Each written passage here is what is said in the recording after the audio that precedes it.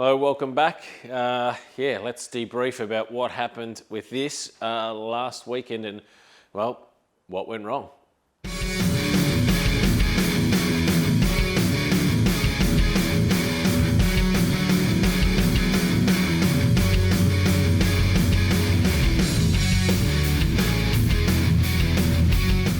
Right, so I've had time to look at the data a lot, which is why I've got so many sensors and stuff in the data logger. And good news is that first pass of last weekend was on a rip. Unfortunately, what I didn't notice is that the map sensor on the video you saw on the second pass, the map sensor had blown off.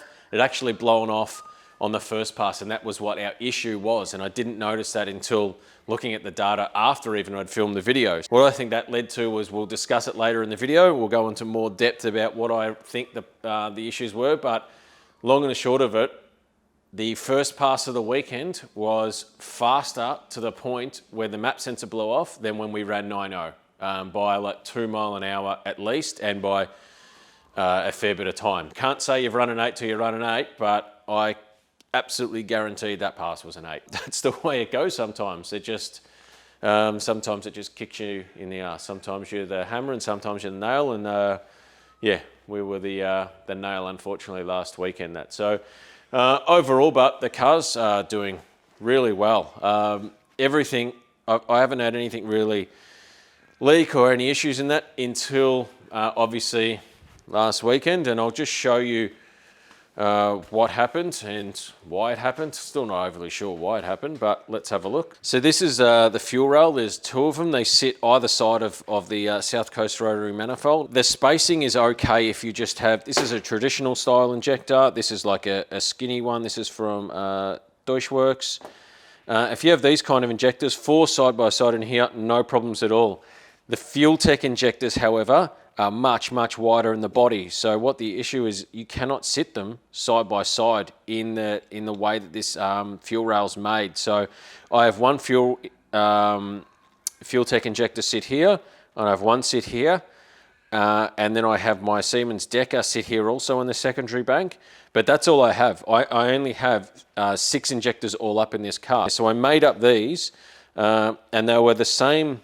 They are the exact same height, the same specs and everything as that. So what happened on the weekend is, as you can see, that is in there, and that's in there great. What I noticed on the second time after I'd replaced all the O-rings, because I mistakenly thought that some Vaseline was actually an O-ring pierced out, but it was just some Vaseline, was I found this spacer basically sitting not even that far out. It was basically that far, probably about that far out, and obviously under 55 psi fuel pressure it was okay. As soon as you launched into it with the trans brake and you got up to like 75, 80 psi fuel pressure or more, it obviously popped it out enough that it was pouring fuel, and then it would just sort of go and sit back in there. So you can see that at the height they're the same, and if you come down the bottom, this little black plastic thing is a little bit taller than here. So what I think's happened is that I may have, they're slightly different top to bottom. So the top of this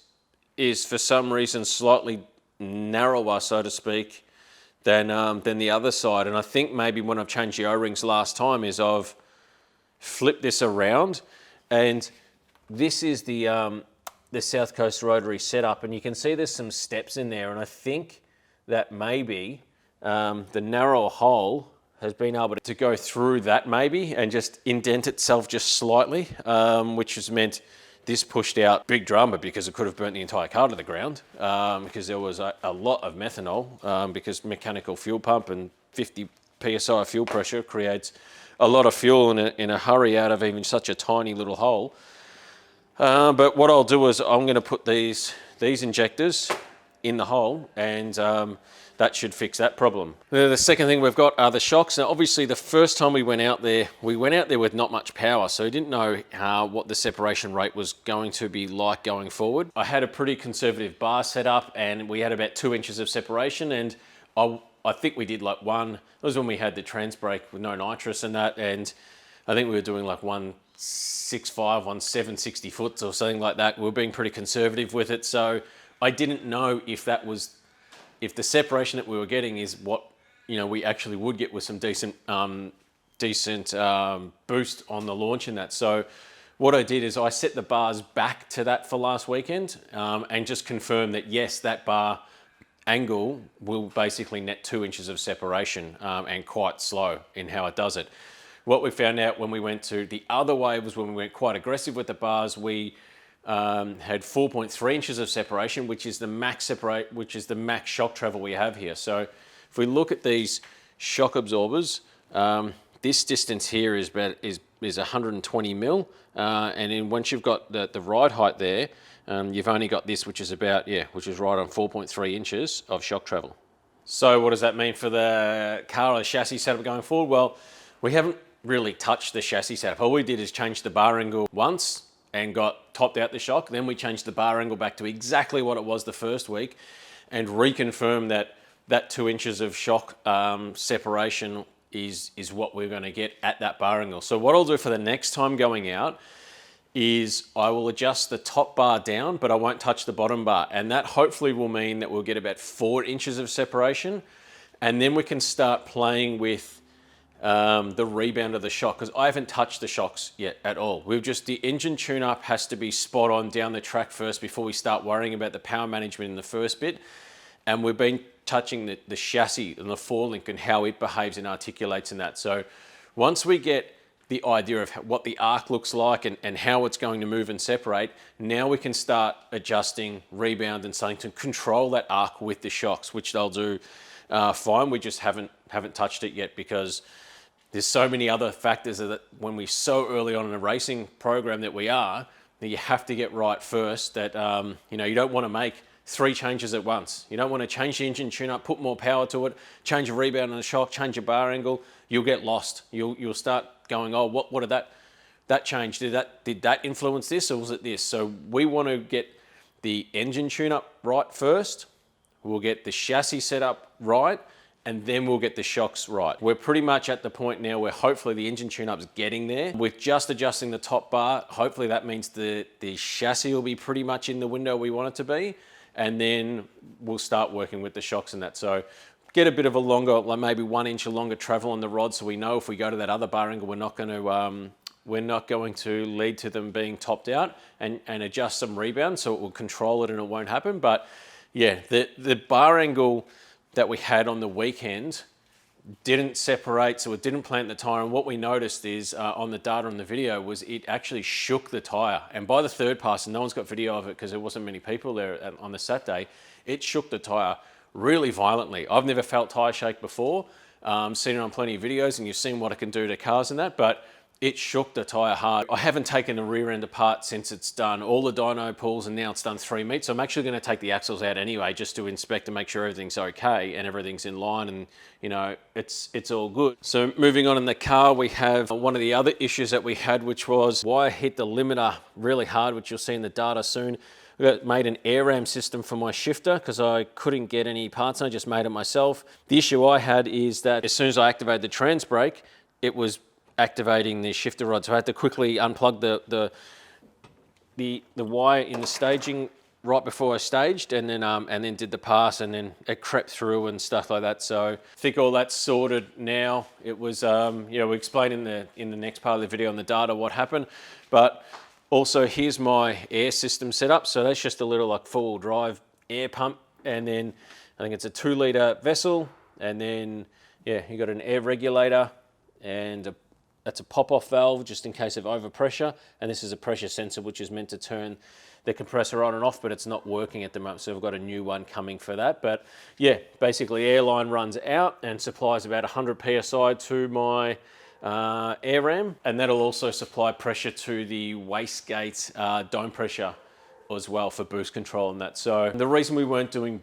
burnouts very well 2 weeks ago was I'm not pressing burnout mode anymore. There's a setting in the boost control setup for basically every single other mode, except for if you're not in burnout mode, if you're not on the 2-step and it's not time-based, that is the one that the fuel tech looks at. And I had 0 PSI in that, which meant no dome pressure at all, which meant it's very lazy in trying to build any boost. So I popped that up to like 8 PSI dome pressure, and on the weekend we didn't really have any issues having with the burnout. Only issue I think once is that I clicked from second to third too early. I need to wait for the RPM to get up to like, well into the peak torque, like 7,000 RPM, and then click third, and it's no dramas at all. But I think I clicked second or third too early that time, so that's all. But one of the unsung heroes you can see in there, the nitrous bottle, that nitrous outlet kit has been phenomenal. It was so easy to plumb up. The jets and the jet kit that they said for the settings were spot on. It went from that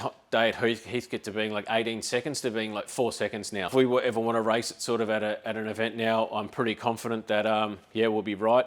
I checked the bump because I bumped in from a long way, which you would have seen in last week's video, but I think that's sorted now with engine RPM. I think might have been affecting that. We were very low in the engine RPM, and I think that might have affected line pressure in the transmission. So that should be sorted now. Overall, everything looks good. Nothing's broken. Everything's still tight. Everything's still together. So I guess there's not much more to do now, but let's check out some of the data.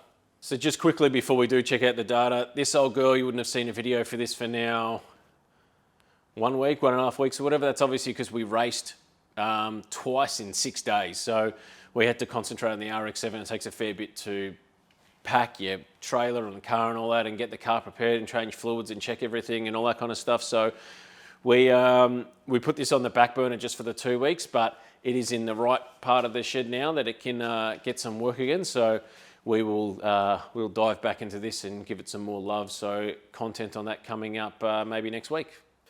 Right, so let's have a bit of a look at some of the data here. If I go back first of all to the third pass, the one where we ran 9.0, 157 mile an hour, something you can see here is, I'll just highlight the EGT trace of the front's okay, and the rear's the one that we seem to have been chasing issues with in our tune-up and concentrating most on. You can see here that the trace, for the most part, is really good. It's nice and flat and even, except for the dip here. Now, the dip here is a misfire because I hit the limiter. I didn't do my job as a steering wheel attendant, and I hit the limiter. So ignition cut, here you go. Plenty of ignition cut right there. We hit it again right at the finish line because it was turning the tires, basically. What you can see here is a nice even EGT curve, and yeah, we just hit the limiter. Next pass out, I can't remember what happened. It didn't go fast, but then the last pass of the day, it was good, and then we have this big dip in EGT here, but it didn't happen near the limiter. It happened when boost come in hard. Looking back on the data, I would say where I've gone wrong is I've chased this as a rich misfire, and what I think it might have actually been is just a slightly fouled spark plug. So we run a fair bit of oil and a fair bit of run a fair bit of castor oil, and you've got the VP cylinder lube in it as well. We've been running overly rich mixtures. You can see, yeah, the booster's come in and it's misfired. And you see after here, it was actually a really good pass. It cleaned up. And it went 154 in the end, after its kerfuffle here of having a cough and a splutter. If I then go to the first pass of the day, and this is where things get interesting. So the first pass of the day, you can see the EG2 curve is nice. You can see it cuts off just before the 660 because I'll talk about what happened. So this is the first pass of just gone now, just the Saturday just gone now. EGT's nice and even, then they dip down. EGT's nice and even, and then they dip down. So what happened again? Is it a rich misfire? What's happening? No. Again, the driver, absolutely useless. So I've hit the limiter again here, and I've hit the limiter again here, which is why the EGT's dropped down, because the computer stops the car, the ignition system from firing to cut RPM and keep it in where it should be. As you see, you can see here how long I was on the limiter for too, how embarrassing, on both occasions. So some context here. Before I went to the day, I put an air ram on, I modified my shifter, I put an air ram on it. And then I tested it and it was all fine, get to the track, and as soon as I pressed the trans brake button, it was engaging the air ram, and I didn't know why, and I only know why as of last night when I looked at my setup and I started going through it, and I just typed in gear, what was it? Hang on, it's in right here. I just typed in gear shift output, and I didn't really look at the rest of it. and it was gear shift output reset, not gear shift output as you see here. And the reason for why it wasn't in was because for some reason I had gear shift output already selected here. I must have been testing something at some other point. So gear shift output was taken as designated. And when I just typed in gear shift, I saw it just said bang, I just input it. So what it was doing was resetting the gear shifting back to the start again. So I quickly in the staging lanes pulled, right just before I was, ready to stage on the drag strip. I disconnected the electrical plug, which you would have seen. And then, I was just probably, I don't know, a bit flustered on that. The issue here at hand, we have ignition misfire, but I was very despondent after last weekend about how terrible everything was and how terrible it all went. After I put that video out, because I put that video out, I did that on the Saturday night after I'd done racing at like midnight. I'd filmed it. What I've gathered now from the data is where it's obviously hit the limiter here, and I've dragged it. I haven't even changed into the third. It was on a good pass. It was on a really good pass. So you can see how long I hit the limiter here and it wasn't accelerating. I can probably show it in the G. You can see there how long it wasn't accelerating for, and again here, and then obviously here, it wasn't accelerating at all. What I'll just show your eyes on here is, look at that. I finished accelerating right there at, well, basically even before that, where I've hit like at about 4.5 seconds. I still went 6:07. This is the pass I went 9:0 at. 5.95. So there's 0.1 of a second of a difference, but I wasn't accelerating on that pass from about here, the 4.5 second mark. So I rolled almost for 1.5 seconds and still did the same 60-foot time that I did when I went 9.0. What I found here at this point, I was also about 2 miles an hour quicker than that 9.0 pass. Again, even though I've hit the limiter twice and I've stopped the car accelerating a couple of times, I was still 2 miles an hour quicker to that point, which means if we'd carried 2 or 3 miles an hour to the 660 and then carried 3 miles an hour or whatever to the back end of the track, we would have run 160 plus mile an hour on this pass, and without a shadow of a doubt, we would have run an 8 off the trailer. So why did what happened last Sunday happen? Or Saturday, sorry. Well, it all stems back to this pass right here. It was on a rip, hit the limiter hard. It was on a rip, hit the limiter hard again. And then this isn't something I noticed until after I did my second pass. So this is the map pressure here, 17. Yep, that's the boost ramp curve up to here to 36 or whatever, 30, great. Hit the limiter, you can see boost dropping because it's not firing. And then all of a sudden you see map drop way off to the point where it's at 0, which is like atmospheric pressure. Now, even when the car idles, it doesn't idle at 0. I did not pick this up until after I'd done the second pass, and I think I was driving back to the pits, and I noticed that the map sensor was not reading anything, so I knew what it was. But the reason why I didn't pick it up early is because probably a lot going on, but I like the data log like loads like this. I was like, okay, all the stuff here is useless because something happened back here and I need to work out what it was. So I looked at the data from this range only, which is a massive no-no. And I probably wasn't looking at the map that closely now. Obviously, in hindsight, it's 2020. But had I highlighted the map and looked at this, I would have understood that, yep, okay. I think the reason why these other passes where you can see the EGT here, big misfire, massive misfire here. And in my head, I've been chasing the tune-up as in being rich. And I was convincing myself that this was to a rich misfire, which what I'm 99.99 sure about now was a fouled spark plug. First pass was obviously on a really good pass. It was on a rip. And then the second pass, I basically done the whole pass with no throttle because it was not behaving properly, with no map sensor. And then the third pass, it was really misfiring. The fourth pass was, which this one actually says pass 3, it's actually the fourth pass, was again, as you can see, it was like, it was really, really bad misfirey, and I still went like the best 60 foot, and then I still went 4.0, which is pretty close to the best 330 foot, even though I was like not even firing one of the rotors for half the time of it. And then the fifth pass, I was saving my only two good spark plugs, or brand new spark plugs, to when the tune-up was good.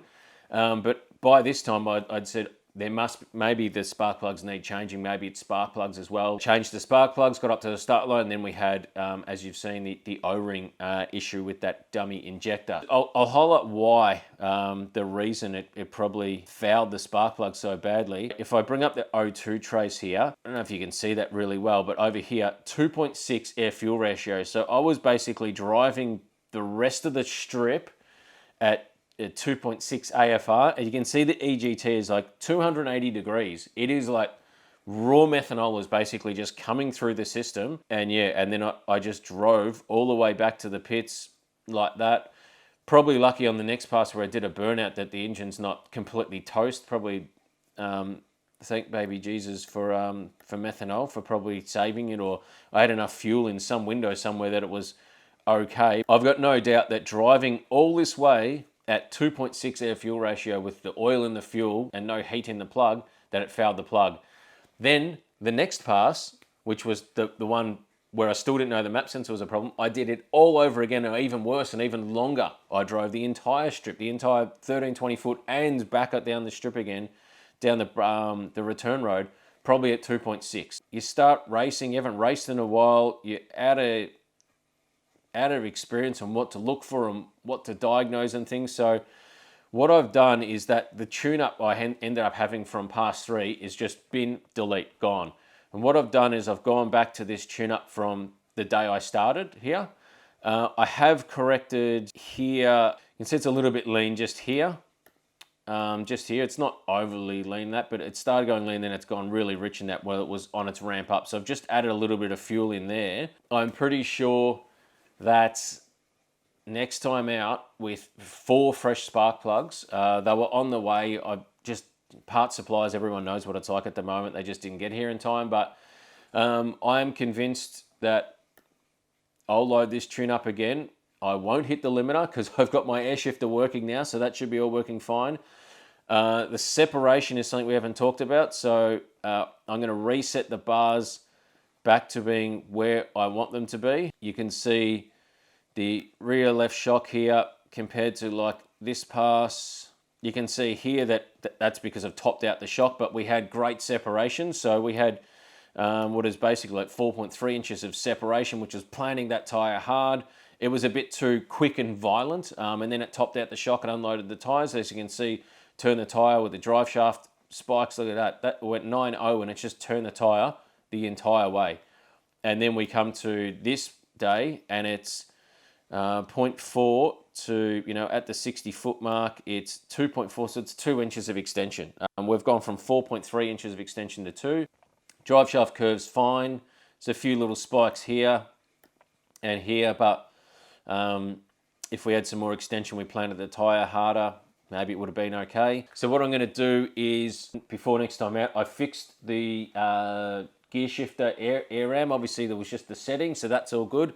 My Mac valve was slightly leaking, but so put 100 psi of pressure behind it, and it just bleeds a little bit out of the number 3 port. So I took it apart last night and looked at it, and it seemed to be fine, but I don't know if it's like the spring that holds that little thing down is not, with 100 psi behind it, it's just forcing it up a bit or something. So I don't know if you can get better springs or something like that, or if the Mac valve that I've got is not meant to have 100 psi up its butt. Barely leaking. It's like the slightest little bleed off, but it's just, it'll eventually empty the tank. So that's done. I'm going to change the top bar angle down 1 hole, which means then I'll be able to record the separation and how it goes and how it uses the tire. If I want to go back to the setting where it topped out the shock, I can then easily at the racetrack even up the bottom bar. But also in the meantime, working with the guys at Shockworks, we're going to try and get like another inch or so lengthen the stroke of the rod of the shock. And then I can also just control it with rebound, because we haven't touched the rebound yet. We've just been focusing on the engine tune-up, not the chassis stuff as much at the moment. Because once we get on top of the engine tune-up and down the track and it's ripping, that's when I know I can start working on power management in the first 60 foot and the suspension and the shock management in the first 60 foot. So, you know, all the stuff with like topping out the shock and none of that, it's a moot point. We haven't touched the shock absorbers at all. You know, they're basically been put in, and we're just leaving them setting ride height. We just want to get this engine tune up right at the track and that. And then now, you know, we'll go out next time we're out and we'll do a rip. And then hopefully if the tune up's pretty clean and good, that's when we'll start absolutely dialing in the shocks and adjusting rebound and moving the bars to where we want to be and seeing what happens and you know, the boost ramp curves and stuff like that. So at the moment, yeah, haven't touched the shocks at all. I mean, obviously adjusted ride height. The front shocks, we had Shockworks put a heavier spring in, and that's worked killer with some preload on it because we've got like 1/4 inch or something of separation on the front now. So yeah, I think that sort of wraps up where we're at. It was great to run the 9.0, but I mean, yeah, it was a really hairy ride. You can see you can hear it in the car and you can see it on the RPM. When you see it on the RPM trace spike that much, you are turning the tire pretty hard in an automatic car because the converter can sort of absorb some of that RPM fluctuation where you would see it straight away in a manual car. But to see the fluctuations like that, it was, yeah, once you start sort of, you know, oscillating like that, it's very hard to get it back under control anyway. So, but yeah, I think most of the other passes are pretty good. So I think we just lost our way a bit after fouling the plugs and chasing something that wasn't real. And if we had a whole set of plugs, I would have changed them straight away. But yeah, that's the issues that everyone's facing at the moment with parts supply and stuff like that. Can't really do much about it. So yeah, until next time, really looking forward now. I am a bit more upbeat and positive than I was at the end of the last video. So really looking forward to getting out there again and yeah, hopefully ripping towards that 8. Until next time, thanks for watching and I'll see you later.